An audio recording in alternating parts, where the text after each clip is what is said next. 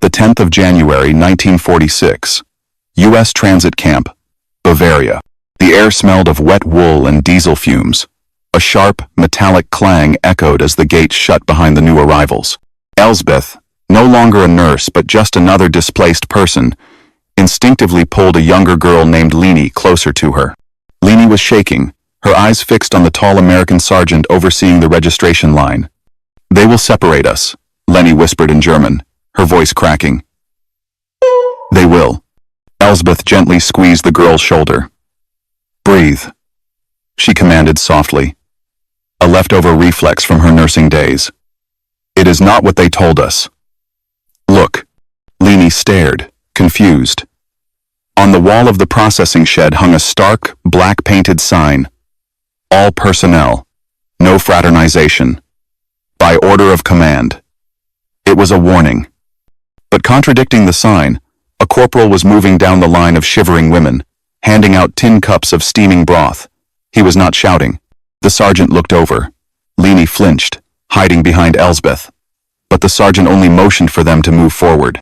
Elsbeth kept her own gaze steady, her matted hair held back by two simple, dark objects. "They are just men," Elsbeth whispered, mostly to herself. These small, unexpected moments of dignity define the line between survival and despair. We invite you to follow this journey, and perhaps share in the comments what small, everyday objects hold powerful meanings in your own country's history. 8 weeks earlier, Bavaria, late 1945. The gravel was wet. It made a slick, grinding sound under the boots of the women shuffling ahead. A noise that set Elsbeth's teeth on edge. She kept her eyes locked on the cracked leather heel of the woman directly in front of her. Do not look up. Do not be seen. Do not exist. The air in Bavaria, which she once remembered as crisp and smelling of pine, was now a damp, gray shroud. It hung heavy with the smells of the camp: wet wool, old fear, unwashed bodies, and the faint, acidic tang of American tobacco smoke. It was late November, 1945. The war was over, but the survival had not ended. Elsbeth, who had been a nurse, a person of status and skill, was now just a number on a list.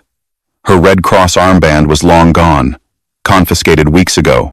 Here, in this sprawling mud pit designated U.S. Transit Camp 7, she was just Deutsch. Female. Defeated. Every shouted command, a burst of harsh English consonants, made her flinch. It was a language she understood only in fragments, sharp as broken glass. Line. Move. Halt. The words themselves were not cruel, but the tone, the power behind them, terrified her. She tried to push away the images, the ones that had been plastered in her mind by years of relentless newsreels and radio broadcasts. Die Amerikaner. She could still hear the broadcaster's voice, slick with manufactured disgust. Barbaric, uncultured, chewing their gum while they defiled the cradle of European civilization. They were, she had been told, a nation of gangsters and degenerates who would take their victory out on the women. A woman near the front of the line stumbled, her ankle turning on a loose stone. A collective gasp, a ripple of pure terror, passed down the line. Elsbeth's own hands, raw and red from the cold, clenched into fists. This was it. This was when the shouting would turn to blows. A figure in an olive-drab uniform moved.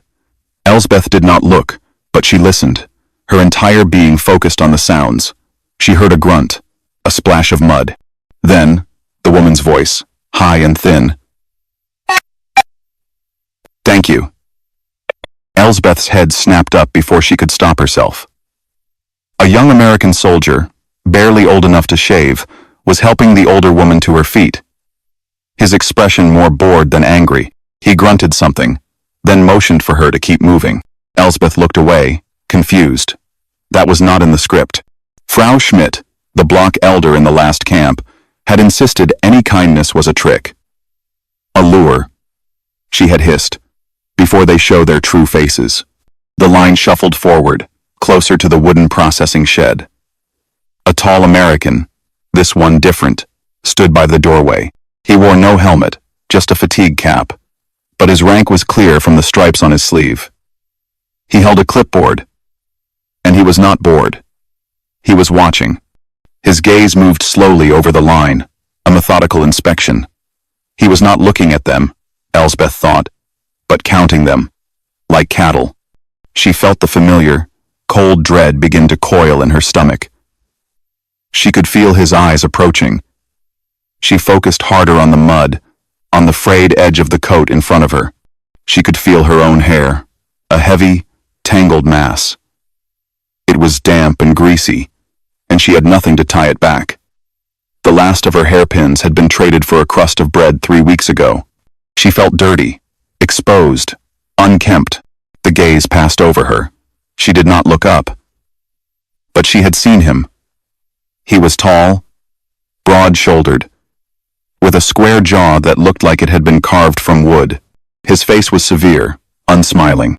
This was the man from the posters. This was the brute, the Ammonect who lacked all culture.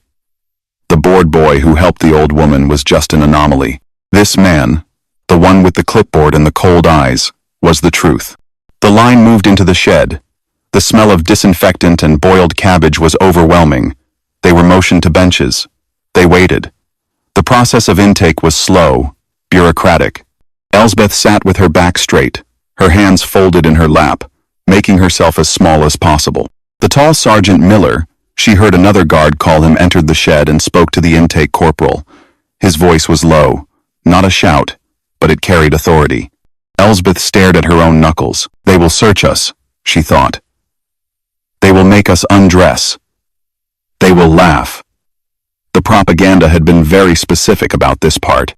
It was the humiliation, they said, that the Americans enjoyed most. She risked one more glance at the sergeant. He was standing by the door, framed against the gray, unforgiving light. He was not looking at the women. He was looking at a document, his brow furrowed in concentration. It does not matter, she told herself, dropping her gaze immediately. He is the enemy. She made a vow, silent and desperate, in that cold, foul-smelling shed. She would obey every rule. She would be silent. She would scrub floors, empty latrines, whatever they asked. She would do anything to remain invisible, and she would never, ever, look one of them in the eye again. The stench hit her first. It was the smell of too many people living in too little space, a dense, humid odor of unwashed bodies, stale breath, and damp blankets. It was the smell of the camp, concentrated. Barrack C was a long, low building of rough-hewn pine. A single, bare bulb hung from a wire in the center, casting a weak, yellow light that seemed only to deepen the shadows in the corners.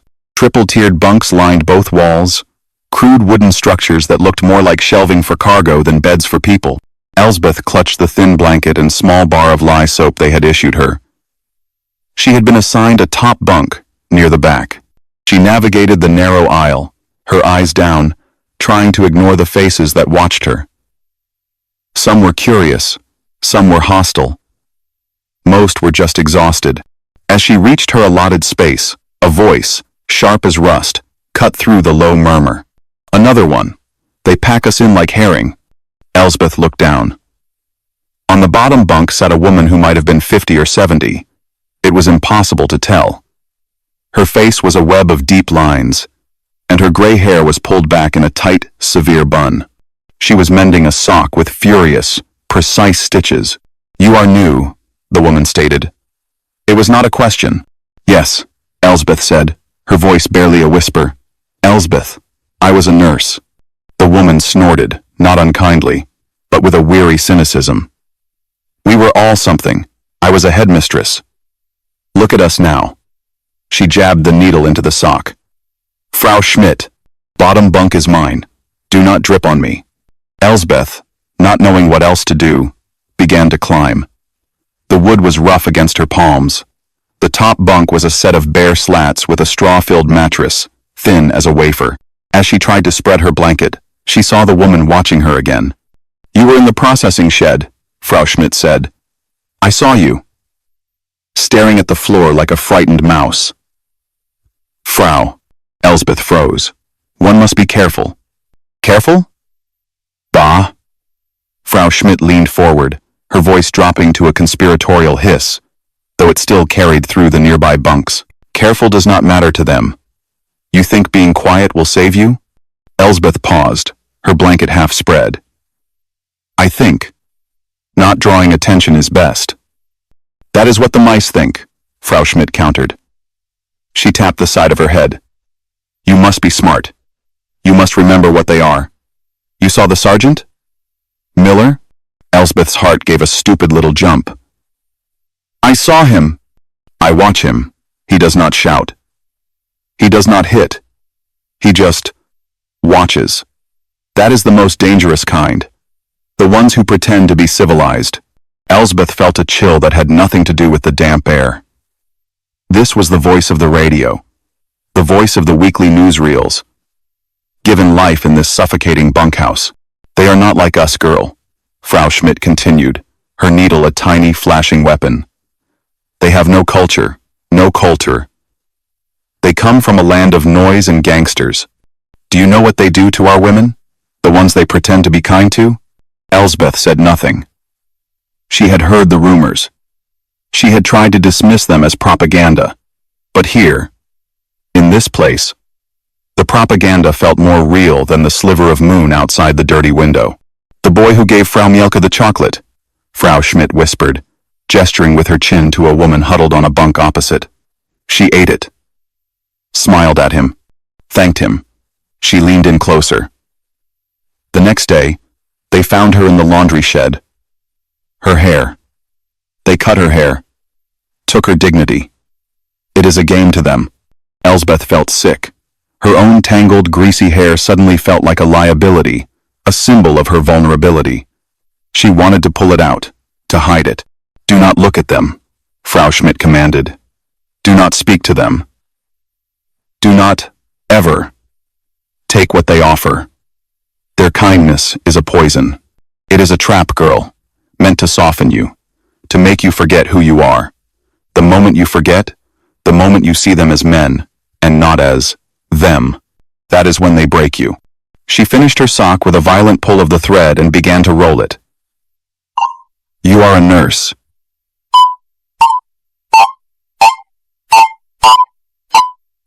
But you are naive. There is no decency here. There is only us. And them. Elsbeth finally managed to spread her blanket. The straw mattress rustled beneath it. She sat down, her legs dangling over the edge, her back to the rest of the room. She was trapped. Trapped by the Americans who guarded the wire, and trapped by the Germans who guarded the misery inside. She believed Frau Schmidt. Why should she not? Everything she had ever been told confirmed it. The kindness of the soldier who helped the old woman. A trick.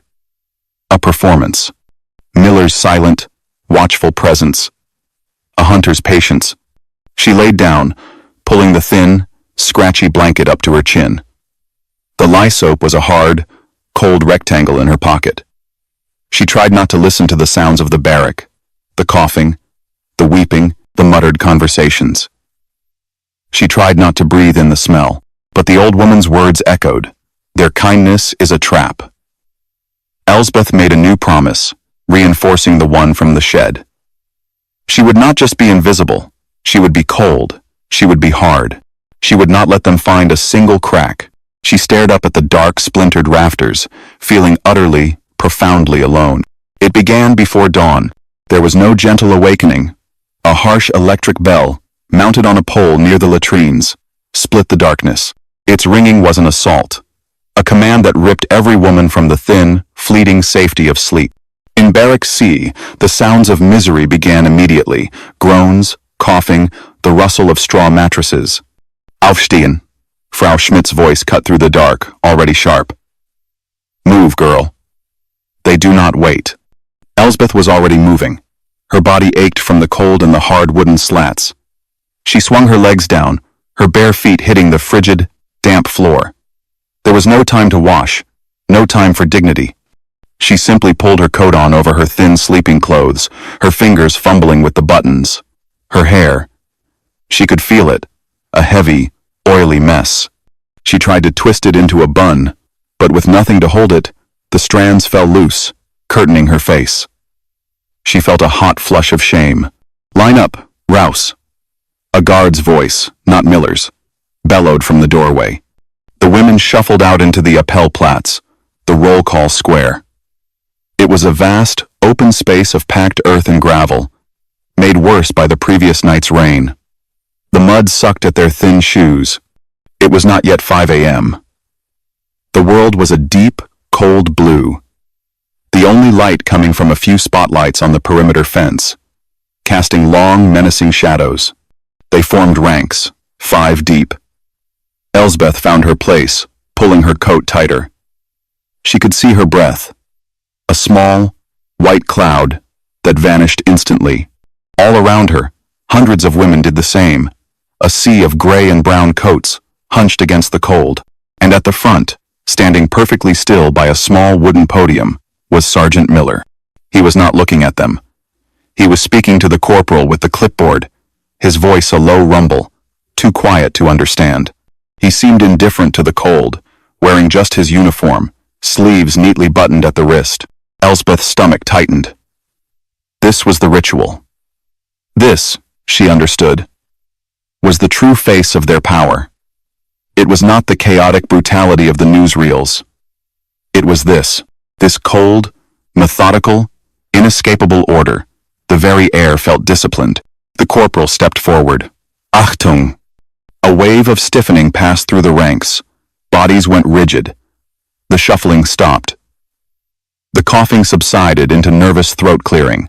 The silence was absolute, broken only by the crunch of Miller's boots as he took one step forward. He surveyed them. His gaze was not personal. It was a sweep, a carpenter's eye checking for flaws in a long plank of wood. Elsbeth stared at a point on the ground, 10 feet in front of her. Do not look up. Do not move. Do not cough. The corporal began to read names. It was a long list, and he mangled the German pronunciations. Hess, Anna. Heyer. Kruger, Ida. Heyer. Schmidt, Gerda. Heyer. Frau Schmidt's voice barked, sharp and clear. Elsbeth waited, her heart a cold stone in her chest. She practiced the word in her head. Heyer. Heyer. Not too loud, not too soft. Do not draw attention. She was terrified of her own name, of the moment she would be forced to confirm her own existence. The list went on. The air grew colder. A woman in the rank ahead of Elsbeth was shaking. A fine, uncontrollable tremor. Then, it happened. From 2 ranks over, a cough exploded into the silence. It was not a small, polite cough. It was a deep, wet, racking sound. A desperate fight for air. It was a sound of sickness, of a body giving up. The woman, a thin silhouette, bent double, trying to stifle the noise. The corporal stopped reading. The entire square held its breath. This was it. Elsbeth knew it. This was the disruption. This was the crack in the discipline. Frau Schmidt's words echoed in her head. That is when they break you. Sergeant Miller's head turned, slowly, toward the sound. Elsbeth could not help it. She looked. His profile was stark against the dimming blue of the pre-dawn sky. He did not shout. He did not gesture for a guard. He simply watched. The woman continued to cough, the sounds punctuated by panicked, wheezing gasps. Es tut mir leid. Forgive me. She panted. The silence stretched for 1 second, 2, 3. It felt like an hour. Elsbeth could feel the collective terror of hundreds of women. Miller's expression did not change. He just waited. When the woman's coughing finally subsided into a ragged, painful silence, he watched her for 1 more beat. Then, he gave a curt, almost imperceptible nod to the corporal. The corporal, looking flustered, cleared his throat and found his place on the list. Landsiva. Here. Elsbeth stared, dumbfounded. Hat nichts getan. He did nothing. He did not yell. He did not pull the woman out to be punished. He did not even make an example. He just waited. She did not understand. It was not kindness. His face held no pity. It was something else. Impersonal, as if the woman's desperate cough was nothing more than a momentary delay in a schedule, an inefficiency to be waited out. It was, she thought, stranger than the propaganda, stranger than brutality. It was a cold, alien logic. When her own name was called Volk, Elsbeth, her voice was hoarse. Higher. The roll call finished. Miller spoke a single word. Dismissed. And turned, walking back toward the administrative building without a backward glance. The ranks broke. The women hurried back to the relative warmth of the barracks, a low murmur of confused, relieved chatter. Elsbeth walked, her mind reeling. He did not punish the disruption. He ignored it. She felt a new, colder fear. Frau Schmidt was wrong. They were not just brutes. They were something else. They were unpredictable. And in this place, unpredictable was the most dangerous thing to be. As she stepped into the barrack, she came to a firm conclusion. The only way to survive was to be perfect, to be so compliant, so rigid, so German in her discipline that she would never be the one to cough. She would never be the disruption. 2 days passed. The routine solidified, becoming a grim liturgy.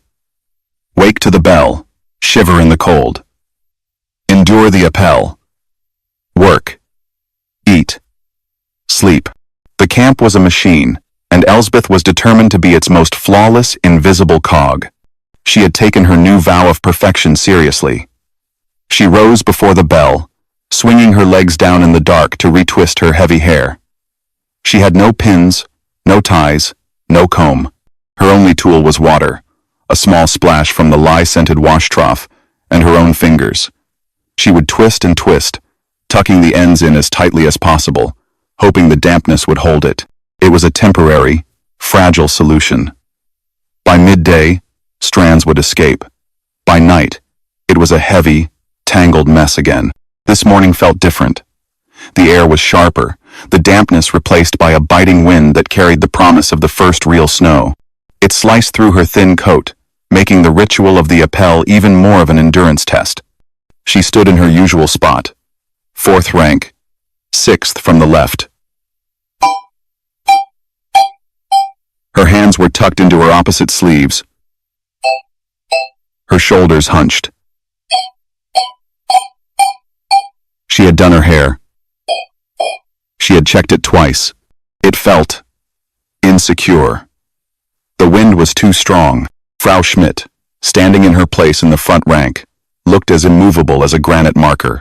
Elsbeth could feel the older woman's judgment like a physical weight, a constant reminder not to be weak, not to be noticed, not to trust. Sergeant Miller was at his post, clipboard in hand. The corporal began the roll call.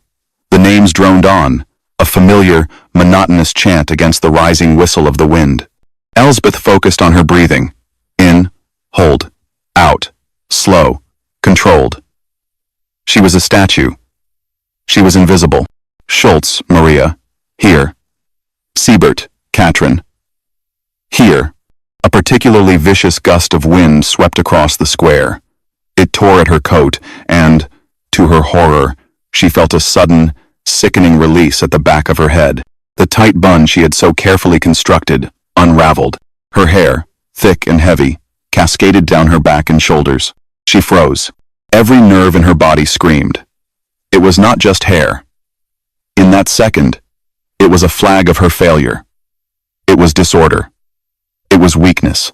It was a violation of the perfect, anonymous shell she was trying to build. In the world she came from, a nurse, a good woman, did not stand in a public square with her hair undone. It was immodest. It was unprofessional. Here, in this new world, she feared it was something worse. Frau Schmidt's voice was in her head again.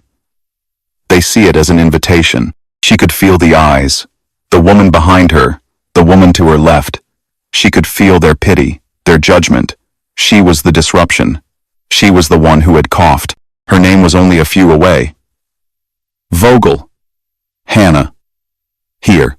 Panicked, Elsbeth broke her rigid stance. Her hands, numb and red with cold, flew up, trying to gather the heavy mass. But her fingers were stiff. The hair was oily and tangled, and the wind whipped it across her face, blinding her. Volk, Elsbeth. The corporal's voice. Her name. She could not speak. She was too busy fighting the sudden, humiliating tears that stung her eyes. The tears were not from sadness, but from pure, unadulterated shame. She was failing. She was visible. Volk Elsbeth. The corporal repeated, his voice sharper, laced with annoyance. Higher, she choked out, the word thick with tears. She was still fumbling, trying to twist the hair, trying to push it back, to hide it, to make it go away. She looked down, but the tears fell anyway, spotting the dark mud at her feet. She looked weak. She looked hysterical. She looked, she thought, exactly like the kind of woman the propaganda posters warned them about, the defeated, easy German woman. The roll call had stopped. The silence was complete, heavier than the wind. She could feel him move. She did not have to look up to know. The rhythmic crunch of boots on gravel, steady and controlled, was coming closer. He was walking down the line, directly toward her. Elsbeth's breath hitched. She stopped fumbling with her hair, her hands frozen in the tangled mass. Nein. Nein. Bitte nicht. This was it. The punishment. He would make an example of her for the disruption, for the tears, for the sheer, slovenly disorder of her appearance. He would shout. He would pull her out of the line. He would humiliate her. The boots stopped. They were directly in front of her, large, impeccably laced, and splattered with the same mud as her own broken shoes. She squeezed her eyes shut, waiting for the harsh English command. She kept her head bowed, a cascade of dirty hair shielding her burning face. The entire camp, the entire world, had shrunk to this single, terrible point in time. She felt the wind on her neck, exposed and vulnerable, and waited for the blow to fall.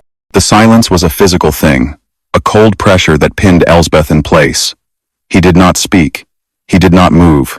He simply stood before her, a tall, olive-drab obstacle between her and the relative safety of anonymity. She kept her head bowed, her eyes squeezed shut. The wind was relentless, whipping her loose hair across her face, stinging her skin. Each strand felt like a lash of shame. In her mind, she heard Frau Schmidt's voice, a poisonous litany. He is the most dangerous kind. The ones who pretend. He has waited for this. He has waited for you to be weak. Elsbeth's heart hammered against her ribs, a frantic bird in a small cage. This was the confirmation. This was the moment the mask of impersonal discipline would drop, replaced by the true, leering face of the barbarian. He would grab her. He would shout. He would drag her from the line and make her an example. The humiliation, she knew, would be far worse than a simple blow. She flinched as she saw his shadow move. He shifted his weight. She heard a sound. It was not a shout. It was not the zip of a jacket or the click of a weapon. It was a soft, dry rustle. The sound of a hand moving inside a pocket. Elsbeth's stomach hollowed out. She braced herself, every muscle in her body coiling, preparing for the impact. Let it be fast. Bitte, let it be fast. Something touched her hand. Her hand was still half raised, frozen in the act of fighting her hair. His touch was not a strike. It was not a grip. It was a light, deliberate pressure against her open, trembling palm. Something small, hard, and cool landed in her hand. Elsbeth's breath, which she had been holding, hitched in her throat. The objects were insignificant. They had almost no weight. They were not a knife. They were not shackles. They were wrong. Her eyes snapped open. The world was a blur of gray mud and tears. She blinked, the cold wind making the tears freeze on her cheeks. She forced her vision to focus on her own hand. There, stark against her red, chapped skin, sat two items. One was a small, black comb made of cheap plastic. The kind a soldier might carry in his breast pocket to keep his own appearance neat. Beside it lay 3 dark, metal hairpins. She stared. Her mind, racing with scenarios of violence and shame, slammed to a halt. It could not process the information. This was a cognitive error. These objects did not belong in this scene. They were mundane. They were domestic. They had no place in the grim theater of the Appellplatz. She looked at the comb. She looked at the hairpins. They were real. Slowly, an act that felt as if it required all the strength she possessed, Elsbeth raised her head. She lifted her gaze past the brass buttons on his uniform, past the sharp, unmoving line of his jaw, and looked directly into his eyes. It was the first time. Sergeant Miller's expression was precisely as it had been on the podium. Impassive. Severe. There was no pity. There was no anger. There was no kindness. He was not smiling. Nor was he sneering. He was simply looking at her. The wind howled. The entire square was watching. The roll call had stopped. But the objects in her hand were a profound, deafening contradiction to everything she knew. The words came out before she could stop them. They were not a plea. They were not a thank you. They were a whisper of pure, unadulterated disorientation. Her German-accented English was stiff, incredulous. To hold my hair? He did not answer. His gaze held hers for one more beat. Then, he turned, a sharp, military pivot on his heel, and crunched back through the gravel to his position at the front of the square. The spell was broken. "Corporal." Miller's voice was flat, carrying easily over the wind. It was the same voice as always. "Continue." The corporal, startled, fumbled with his clipboard. Yes, Sergeant." "Wenzel, Ingrid." "Here." The roll call resumed. Elsbeth stood, frozen. The tears still drying on her face, a plastic comb and 3 metal hairpins cutting into the numb flesh of her palm. Elsbeth did not remember the walk back to Barrack C. The corporal had dismissed them, and her body, moving on pure, reflexive memory, had followed the shuffling crowd. The gravel, the mud, the cold, it was all a distant gray noise. Her entire consciousness had collapsed into her right hand. She kept her fist clenched tightly in her coat pocket. The sharp, thin teeth of the plastic comb dug into her palm, a bizarre, tactile confirmation. The metal of the hairpins was slick and cold against her fingers. They were real. She pushed through the crude wooden door of the barrack. The familiar humid fug of the room should have been a comfort. A return to the known. Today, it felt different, as if she were seeing it through a warped piece of glass. The usual post-Appell murmur was absent. As she walked down the narrow aisle, the conversation stopped. The women watched her. They had all seen it. The entire square had been witness to her humiliation, and his. What? His response. She reached her bunk. Frau Schmidt was sitting on her own mattress, her mending in her lap, but her hands were still. She was watching Elsbeth, her eyes small and hard as pellets. Elsbeth did not look at her. She just wanted to climb to her top bunk, to the relative privacy of the shadows, and think. "So," Frau Schmidt's voice sliced through the silence. "That is all it takes." Elsbeth froze, one foot on the wooden frame. "A pfennig's worth of plastic," the old woman said, her voice dripping with a cold, righteous contempt. "He shames you in front of everyone. He makes you weep, and then he buys your gratitude with a trinket. And you took it." Elsbeth turned slowly. Frau Schmidt was not just speaking to her. She was performing for the room, reinforcing the dogma. "He bought you," Frau Schmidt repeated. "With a comb?" The accusation hung in the stale air. Bought. The word was filthy. It implied a transaction that made Elsbeth's skin crawl. Elsbeth looked at the other women. Some nodded in agreement with Frau Schmidt. Others looked away, their expressions unreadable, perhaps ashamed for her. Her entire world view was on a knife's edge. The propaganda, the rumors, Frau Schmidt's ironclad cynicism, and in her hand, the weight of 3 hairpins and a simple comb. They were not just a trinket. In a world where a button was valuable, where a length of thread was a commodity, a comb was not insignificant. And the act was the true puzzle. It was not done in secret. It was not a leering gesture. It was a cold, public, and utterly baffling solution to a problem. It was practical. She felt a sudden, sharp anger. Not at Miller, at Frau Schmidt. He did not. Elsbeth began, her voice hoarse. But she stopped. She had no way to explain it. She did not understand it herself. Pathetic, Frau Schmidt spat, turning back to her mending with a violent jerk. Letting him see you cry. Elsbeth looked down at her hand. She opened her fist. The comb, the pins. They were tools of order, tools of dignity, the very things she had been mourning the loss of. Slowly, she pulled her hand out of her pocket. She held the objects up, not in defiance, but simply to look at them in the weak light. Then, she turned her back on Frau Schmidt. She climbed the ladder to her bunk, crawling into the shallow, straw-filled mattress. She sat cross-legged, facing the damp, wooden wall. She was shaking, but not from fear. With a deliberateness that surprised her, she unfastened her coat. She took the comb. Her hair was a thick, tangled mat, stiff with grease and dirt. She hesitated, knowing this would hurt. She touched the comb to her scalp and pulled. The pain was sharp, immediate. Tears sprang to her eyes again, but these were different. They were from the physical sting. She set her jaw and pulled again. A strand of hair ripped free. She heard the snap of it. She breathed, and began again, more gently. She started at the ends, working her way up, millimeter by millimeter. It was a slow, agonizing process. The comb's teeth snagged and tore, but with every pass, a tiny bit of order was won from the chaos. She did not know how long she sat there. The only sounds were the scrape of plastic against hair and her own, steady breathing. It is just a comb, she thought, her mind strangely calm. He saw a problem, and he gave her a tool. It was not cruelty. It was not kindness. It was something else. An impersonal logic. Frau Schmidt is wrong.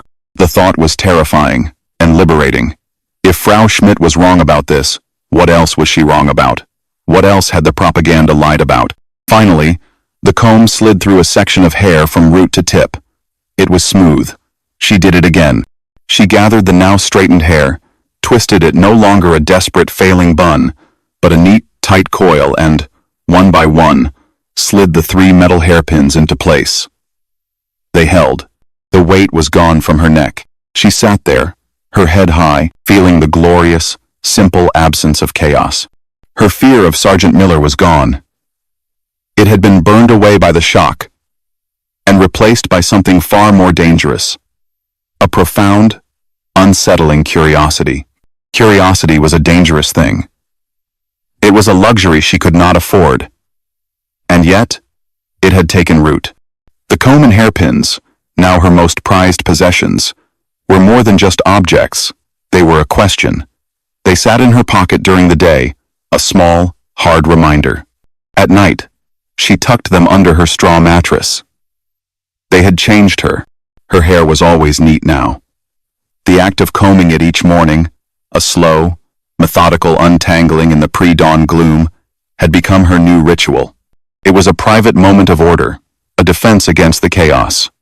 Frau Schmidt no longer spoke to her, which was, Elsbeth found, a relief. The other women kept their distance, watching her with a mixture of suspicion and, perhaps, envy. She was an outcast within the outcasts. This isolation gave her a new freedom, the freedom to observe. She stopped being the frightened mouse, staring at the gravel. She started to watch. Her new obsession was Sergeant Miller. She watched him during the morning appel. He was a man of precise, repetitive habits. He always stood in the same spot. He always reviewed the clipboard with the same focused frown. His commands were always short, neutral. Dismissed. Continue. Corporal. She watched him as she performed her work detail, which today was cleaning the exterior of the administrative building. It was a tedious, cold job, scrubbing mud from the steps with a stiff brush and a bucket of gray water. But it gave her a vantage point. She saw him interact with the other guards. He was not friendly. He did not share their easy laughter or their cigarettes. He was professional, demanding, and, it seemed, respected. He corrected a young private's sloppy salute with a low, sharp word. He inspected a truck's cargo, checking the manifests with an exacting eye. There was no cruelty. She looked for it.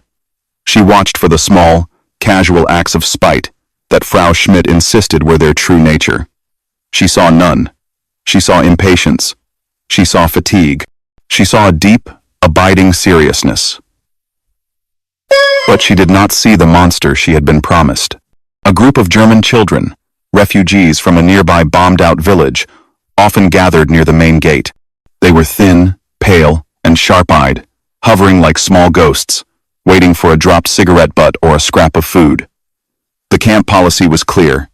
No fraternization. The guards were under orders to chase them away. Elsbeth was scrubbing the bottom step, her knuckles raw and red, when she saw a small boy, perhaps 6 years old, slip away from the group. He had seen something by the corner of the supply shed, near where Miller was overseeing the unloading of crates. Elsbeth's breath caught. The boy was too close. He was breaking the rules. Miller saw him. The sergeant stopped talking to the driver. He turned his head. Elsbeth tensed, her hand frozen on the brush. She expected the shout. She expected the boy to be grabbed, to be terrified, to be made an example of. Miller's body language did not change. He did not move toward the boy. He simply looked back at the driver, said one more word, and then, as the driver turned away, Miller's hand went to his own ration pack. He did it without looking. His hand moved, retrieved something, and then he turned to walk toward the administrative building. His path took him within 3 feet of the corner where the boy was hiding. As Miller passed the corner, his arm swung out, a low, casual movement. He did not break stride. He did not look down. He simply dropped it. A small, brown and red wrapper fell to the ground.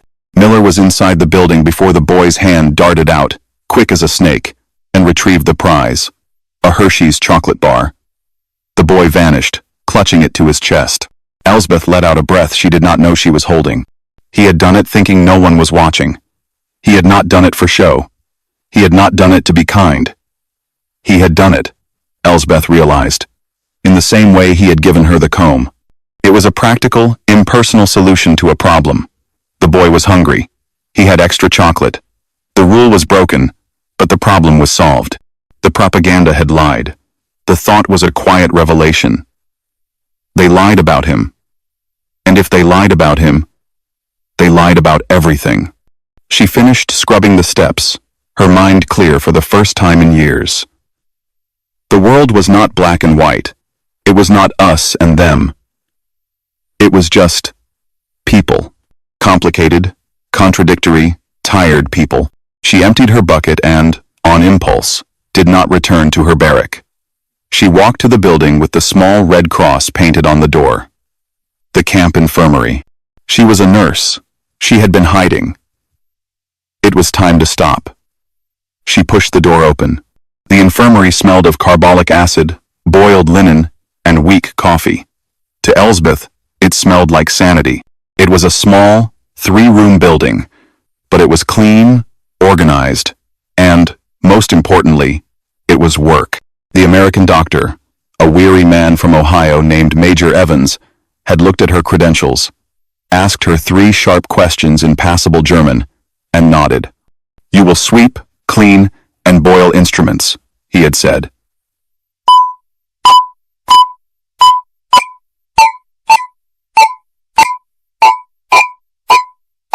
"You will not speak to patients unless I speak to you. Understood?" Ja, Herr Major. Understood. It was enough. She was a nurse again, even if she was the lowest form of one. She had a purpose that went beyond simple, grim survival. She had her hair pulled back tightly, the 3 metal pins a familiar, secure weight.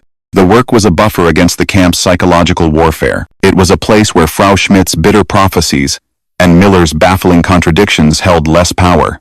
Here, a fever was a fever, a wound was a wound. But today, the sanctuary was breached. The entire camp was on edge. The guards were sharper in their commands. The mud seemed to have been raked into neater patterns, and a nervous energy crackled in the air. A colonel was arriving from headquarters on an inspection tour. Elsbeth was scrubbing a metal basin when the door to the infirmary opened, letting in a blast of cold air. It was not Major Evans. It was Sergeant Miller, and he was not alone. A tall, thin officer with a silver oak leaf on his helmet liner, a lieutenant colonel, stood in the doorway, his gaze sweeping the room with a look of profound disapproval. Miller stood just behind him, at attention, his face a mask of impenetrable stone. "This is the infirmary, sir," Miller said. His voice was different. It was harder, stripped of any inflection. Major Evans stepped forward, wiping his hands on a towel. "Colonel, we weren't expecting." "I'm not interested in expectations, Major," the colonel snapped. "I'm interested in policy. What is she doing here?" His eyes, the color of ice, landed on Elsbeth. It was not a glance. It was an accusation. Elsbeth froze. The basin in her hands felt like it weighed 1,000 pounds. "She's a registered nurse, sir," Major Evans said, his voice quiet but firm. "German Red Cross. She's on sanitation detail, boiling instruments, cleaning. Fraternization," the colonel spat the word. "It's a bright line, Major. You put a Heim nurse in here, you're blurring it. They're prisoners, not colleagues." "She is a prisoner, sir. She does not treat Americans," Evans replied. The colonel grunted, unconvinced. He looked at Elsbeth again. "She looked too comfortable to me." Elsbeth looked at Miller. He was standing by the door, staring at a point on the wall just above Major Evans's head. He did not look at her. He did not see her. She was, in that moment, a piece of problematic furniture. It was the same cold, impersonal logic she had first seen, but now it was directed through her. It was a wall. "See that it's rectified, Major," the colonel said. "I don't want to read about this camp in Stars and Stripes." He turned and was gone. Miller held the door, his gaze following the colonel. He paused for 1/10 of a second, his eyes flicking across the room past Evans, past Elsbeth, past the beds, and then he, too, was gone. The silence he left behind was heavy. Major Evans sighed, rubbing the back of his neck. "Damn," he muttered. He looked at Elsbeth. "You. Keep scrubbing." "Yes, Herr Major." She scrubbed, but her hands were shaking. The colonel's words. Fraternization. Stars and stripes. She had heard those words before, whispered in the camp. Later that afternoon, she was tasked with cleaning the major's small office. On his desk, under a coffee mug, was a discarded copy of the U.S. Armed Forces newspaper, Stars and Stripes. Her English was poor, but she could read headlines. She pulled it out. The date was 2 days old. A headline on the front page jumped out at her. "Congress demands end to coddling of German POWs." She unfolded it. Inside, an editorial. She could only pick out words. Soft. Danger. Policy. No. Fraternization. Punishable. She stood there, the gray light of the afternoon failing, and she finally understood. He wasn't just a guard. He was a man bound by rules she couldn't even see. His kindness was not just kindness. It was a violation. It was a risk. The comb, the hairpins, the chocolate bar for the small boy. These were not just gestures. They were crimes. They were small acts of rebellion against his own side, against men like the colonel, against the newspapers and the politicians back in America. He had given her the comb not because he was kind, but despite the fact that it was dangerous to be kind. Her respect for him, which had been a hesitant curiosity, solidified into something new. It was a recognition. He was not just a man with a shred of decency. He was a man who, for a moment, had chosen decency over policy, and had been smart enough to do it in a way no one could prove. She carefully folded the newspaper and put it back. She touched the metal pins in her hair. They were a tool, They were a secret. And they were, she now realized, a small, shared conspiracy. Work in the infirmary was its own world, governed by a logic separate from the rest of the camp.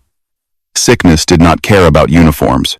Major Evans, satisfied with Elsbeth's quiet efficiency, had begun to rely on her for more than just sanitation. She was now allowed to change dressings for the German patients, to take temperatures, to be, in small ways, a nurse. This new responsibility was a fragile kind of freedom. It also meant she was acutely aware of their shortages. The war's end had not meant the beginning of plenty. Supplies were erratic, and the German civilian ward was the lowest priority. This morning, the problem was acute. A new transport of displaced persons had arrived, and with them, a dozen cases of severe influenza and 3 men with badly infected wounds from a factory explosion. Elsbeth had used the last of the sterile gauze an hour ago. "Major," she had informed him, her voice low. "I have no more dressings. The water I am boiling. It is not enough." Major Evans had run a hand through his thinning hair. "I know, nurse. I've put in the requisition. It's pending." Pending, Elsbeth knew, could mean next week. The man with the leg wound would be septic by tomorrow. She looked at the clock. 9. She knew, from her observations, that Sergeant Miller conducted his own inventory check of the camp stores at 9:15. If Major Evans's requisition was pending, it was likely sitting on a clerk's desk. Miller, however, controlled the key to the main supply shed. She made a decision. It was terrifying. It was a breach of protocol. It was, she felt, her duty. She wiped her hands on her apron. In the pocket, her fingers brushed the hard plastic of the comb. It was her constant reminder that rules could, sometimes, bend. "Major," she said, her voice firm. "May I try?" He looked up, surprised. "Try what?" "The requisition. Perhaps I can. Explain. To Sergeant Miller." Evans looked at her, his expression a mix of pity and warning. "Nurse, that is not a good idea. You know the policy." "The man with the gangrene," Elsbeth said simply. "He does not know the policy." The major stared at her for a long moment.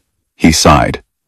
"If you are not back in 5 minutes, I am assuming you've been put on latrine duty for a month." Her heart was pounding as she stepped outside. The air was cold, but she was sweating. She was not a prisoner asking for a favor. She was a nurse demanding a tool. She walked, not shuffled, across the compound toward the supply shed. He was there, just as she knew he would be, clipboard in hand, arguing with a corporal. "And I do not care what the manifest says, Private. I can count. Find the other 5 crates." "Yes, Sergeant." The corporal scurried away. Miller made a note on his clipboard, his brow furrowed. He looked up and saw her. His face registered nothing. No surprise, no anger. He just waited. She stopped 10 feet away. This was the moment. She did not have the words. She had not planned the words. "Sergeant," she said. Her voice was steady. He nodded once, a curt acknowledgement. Infirmary," she began, her English clumsy, thick. She pointed at the building with the red cross. "The men, Deutsche Männer, wounds, bad." She made a motion of wrapping her own arm. "We have. Nichts." She held up her empty hands. "No. Bandage." She looked him directly in the eye. "Major Evans. Requisition. But it is slow." She pointed at the man in the distance, being helped to the latrine. "He, Sturban, die. Tonight." It was a terrible, blunt, and desperate speech. Miller's gaze did not leave her face. He was not looking at her as a woman, or as a German. He was processing data. She could see him connecting the words. Infirmary. Wounds. No bandage. Die. He did not speak. He held her gaze for another second. Then, he turned. "Stay," he commanded. He unlocked the heavy padlock on the supply shed, stepped inside, and disappeared into the shadows. Elsbeth stood, her body rigid, in the middle of the compound. She was suddenly aware of Frau Schmidt, watching her from the doorway of Barrack C, her face a mask of pure, unadulterated hatred. Elsbeth did not look away. She simply waited. Miller emerged. He was carrying a single, large cardboard box. He walked to her, his steps even and controlled. He stopped. He held out the box. She took it. It was heavy. Through a gap in the cardboard, she could see the white, paper-wrapped rolls, gauze, boxes, and boxes of it. "Danke," she whispered. He did not reply. He just gave another one of his curt, infuriatingly neutral nods and walked back to the shed to lock it, his clipboard already back in his hand. Elsbeth turned and carried the box back to the infirmary. It felt like the heaviest and the lightest thing she had ever held. She walked past Frau Schmidt, her head high. When she pushed the infirmary door open, Major Evans looked up, his jaw dropping. "I will be," he muttered. "Damned." Elsbeth placed the box on the table. "I will boil the water, Herr Major." She was no longer Elsbeth, the prisoner. She was Elsbeth, the nurse. And a silent, professional respect had just been forged in the cold, muddy square. The year turned. 1945, a year of endings, bled into 1946, a year of uncertain new beginnings. The camp, which had felt so permanent, so absolute, began to dissolve. Its purpose was over.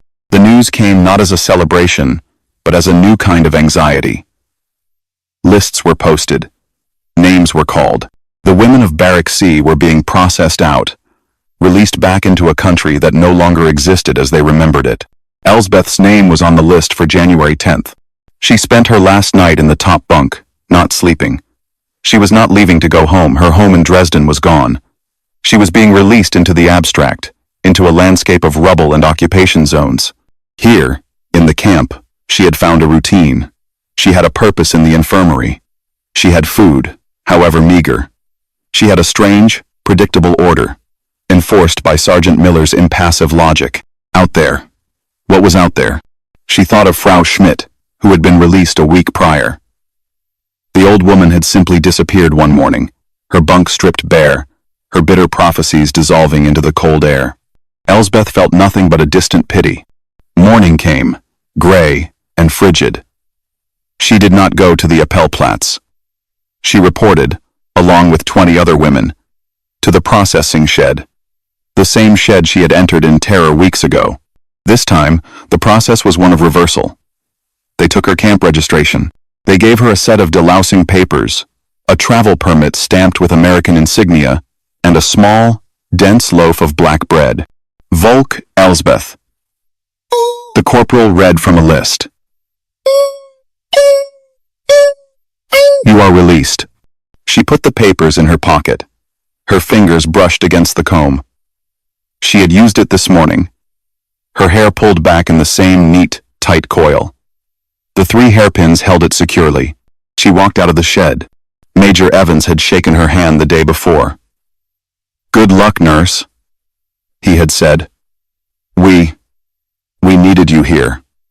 It was the closest to a compliment she had received.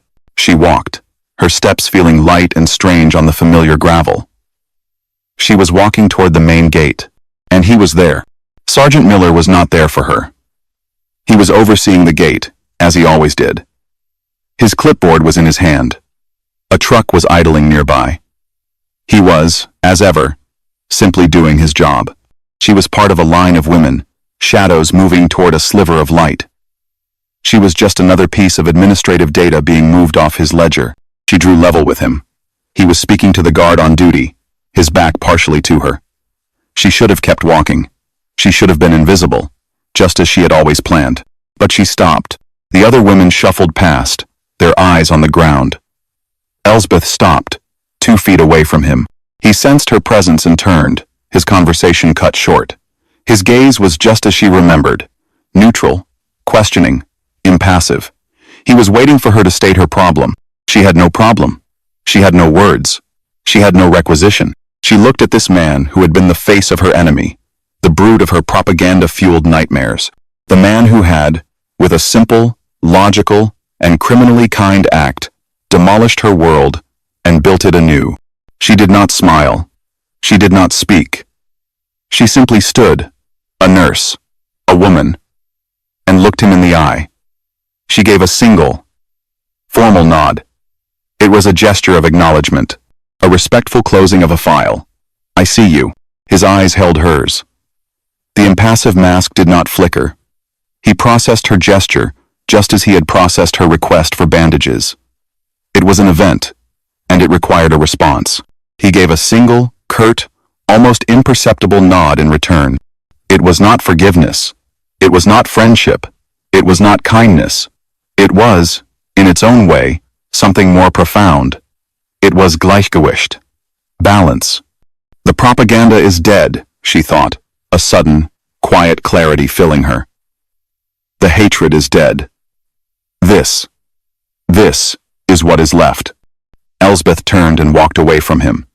She walked under the painted sign, U.S.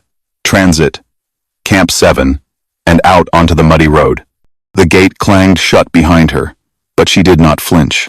She pulled her thin coat tighter, her hand deep in her pocket, her fingers wrapped around the hard, familiar shape of a plastic comb. The air of a free Germany was cold and smelled of wet ash. She took a breath, and then she began to walk.